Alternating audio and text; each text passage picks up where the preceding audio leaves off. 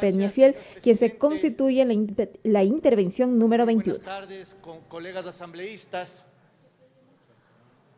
Quisiera iniciar mi exposición dando un comentario importante para continuar con el debate en relación a la Ley de Competitividad Energética.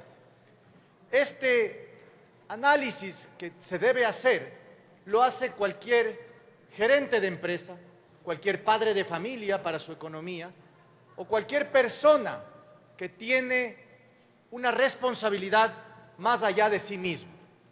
Un diagnóstico del momento del sector eléctrico que existe en el Ecuador. Básicamente, colegas, es importante mencionar que el sector eléctrico está en crisis, no porque yo lo diga, no porque existan apagones, sino porque la crisis se viene construyendo desde ya al menos unos 10 años en el Ecuador. Hay una demanda de electricidad permanente en el país que no ha sido atendida, que básicamente ha sido olvidada o inobservada por las autoridades del sector eléctrico de manera permanente. Y eso es algo que tenemos que señalarlo. No es posible mantener nuestros ojos lejos del crecimiento del consumo de energía eléctrica que tiene el país.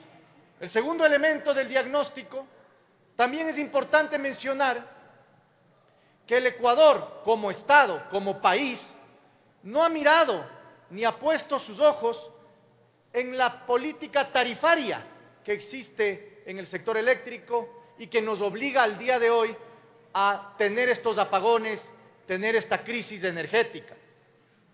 Esta política tarifaria no ha respetado, colegas asambleístas, los costos que significa mantener la energía en el Ecuador. Y eso, colegas asambleístas, no es un tema solamente de identificarlo en el apagón o en el momento de la crisis, sino que tiene que haber estudios para poder saber cuánto es el costo efectivo que tiene la energía eléctrica en el país.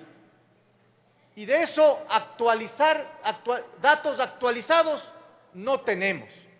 El único estudio que existe serio, realizado por la antigua Arconel, es el estudio denominado Análisis y Determinación del Costo Total del Servicio Público de Energía del periodo de enero a diciembre del año 2018.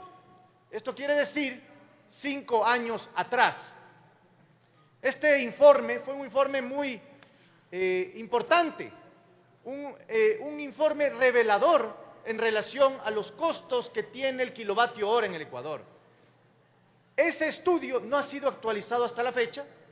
No obstante, me permitiré decir lo que en ese estudio se mencionaba respecto del costo del kilovatio hora y sobre todo del subsidio que el Estado ecuatoriano está realizando al consumo energético en el país. En el 2018 se estableció por parte de la Arconel que el costo del kilovatio hora, producirlo en el Ecuador, tiene un costo aproximado de 15 centavos 46. No obstante, el Estado ecuatoriano lo vende al consumidor al costo de aproximadamente 9.25 centavos de dólar el kilovatio hora. Eso quiere decir, colegas asambleístas, que existe un déficit de aproximadamente 6 centavos por kilovatio hora que el Estado ecuatoriano actualmente está subsidiando. Lo hace desde el 2018. Al día de hoy se estima que esté mucho más. No obstante, como no tenemos información actualizada por parte de las autoridades, no podemos establecerlo de manera taxativa. Eso nos hace mirar, colegas asambleístas, que el subsidio que se encuentra otorgándole el Estado ecuatoriano a la energía eléctrica es un punto que hay que observarlo, que hay que identificarlo y que hay que saber si es posible sostenerlo en el tiempo. Es criterio de este legislador que si es que el proyecto de ley no tiene una lógica económica en donde se identifique efectivamente cuánto es el costo del subsidio que entrega el Estado ecuatoriano, pues tendrá que formar parte del análisis de este pleno y al menos dejarlo en los archivos de esta Asamblea Nacional para que no quede en el olvido. En segunda instancia, es importante mencionar que el proyecto de ley presentado, sin duda alguna, hace y tiene un impulso para la promoción de los proyectos de energía renovable que son importantes para el país, toda vez que son aquellos proyectos que son considerados como de energía limpia. Y eso, sin duda alguna, es importante señalarlo. No obstante, en el artículo 26, en el artículo 30, en el artículo 42 y en el artículo 52 se mencionan efectivamente estos impulsos a la energía renovable y a estos proyectos de energía renovable. No obstante, sí consideramos que deben tener un impulso mayor en relación sobre todo a la reducción de la normativa y de la burocracia que forma parte de la autorización de estos proyectos. Nosotros en pronto presentaremos por escrito las observaciones relacionadas a este punto, toda vez que no solamente es un tema de gente o de trámites, sino también de tiempos específicos que tienen que conllevar y ser considerados dentro del proyecto de ley. Algunos temas importantes que es importante también decirlo en este pleno y también presentarlos por escrito a la comisión, es algunos temas relacionados a la posibilidad de la inversión privada dentro del sector de energía eléctrica, porque es importante conocer que el Estado ecuatoriano y reconocer que el Estado ecuatoriano no puede por sí solo. Los grandes proyectos de energía, los grandes proyectos hidroeléctricos, sin duda alguna han aportado al Ecuador. No obstante, cuando esos proyectos de energía y de generación de energía eléctrica tienden a depender del clima o tienden a depender de alguna condición ajena, pues es en el sector privado en donde se va a promover una energía sostenida y una energía que pueda perdurar en el tiempo. Para estos proyectos de energía renovable no convencional, es importante determinar que tienen que tener un despacho preferente y una prioridad en el pago. No olvidarnos que en el momento actual se está adquiriendo energía eléctrica al país vecino de Colombia a un precio de aproximadamente 5 veces más de lo que le cuesta al Ecuador producirla, 60 centavos de dólar por cada kilovatio hora, algo que es definitivamente inaceptable si es que nosotros tenemos la capacidad real de llevar a cabo esa producción de energía tan necesaria para el país. Saludamos positivamente la eliminación dentro de la cadena de costos del IVA, del impuesto al valor agregado dentro de los proyectos, ya que de esa manera estamos precisamente beneficiando al inversionista que en vez de establecerle costos adicionales al proyecto hidroeléctrico o al proyecto de energía renovable no convencional, se le está beneficiando al final del camino al que compra esa energía.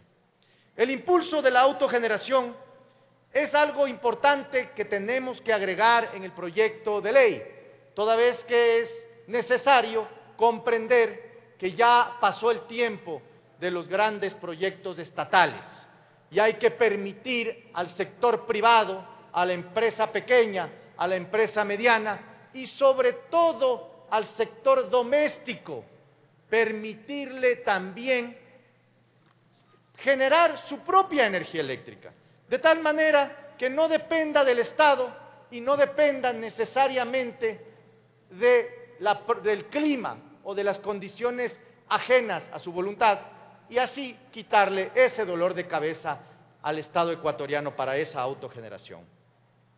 Consideramos también importante mencionar que también el Estado, a través de la contratación pública, puede poner un grano de arena e impulsar también el sector eléctrico, justificando y estableciendo de manera obligatoria que los proyectos estatales deben tener un porcentaje mínimo de consumo de energía eléctrica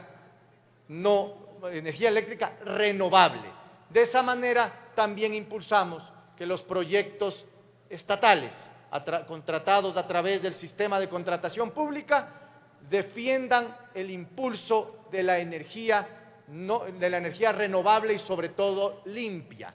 De esa manera el inversionista tendrá la certeza de que incluso dentro del proyecto estatal tiene asegurado un consumo mínimo. Es de mencionar… Tiene un minuto, señor asambleísta. Muchas gracias, señor presidente, ya termino. El proyecto de ley no define un plan de largo plazo en relación a las metas que debe establecer el sector eléctrico y que debe tener, como todo buen padre de familia, como buen Estado, tiene que definir un plazo de aplicación necesario para que en este plazo podamos medir si efectivamente el sistema está funcionando o si efectivamente el sistema debe ser modificado. Eso será presentado también por parte de nosotros por escrito a la comisión correspondiente. Con esto termino, señores asambleístas. Hay que establecer también una obligación de cobertura en la universalidad de la cobertura eléctrica que debe tener en el país, sobre todo en sectores rurales, porque la electricidad no puede ser un privilegio solamente para la ciudad o solamente para los pueblos. Ha concluido su tiempo, estimado asambleísta. Sí, muchas gracias, señor presidente. Con eso termino. Tiene la palabra la